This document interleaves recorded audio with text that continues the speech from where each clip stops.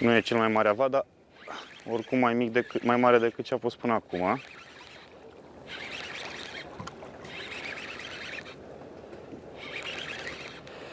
Mai mare cu 5 cm. E un avat frumușel ăsta. Trece de categoria oblet ăsta.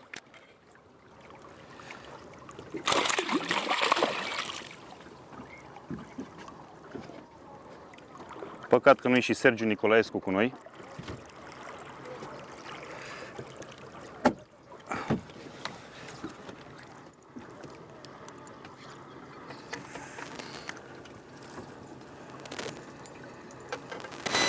Hai, mă.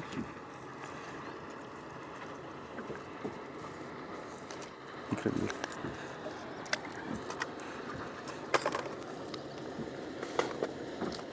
Oh!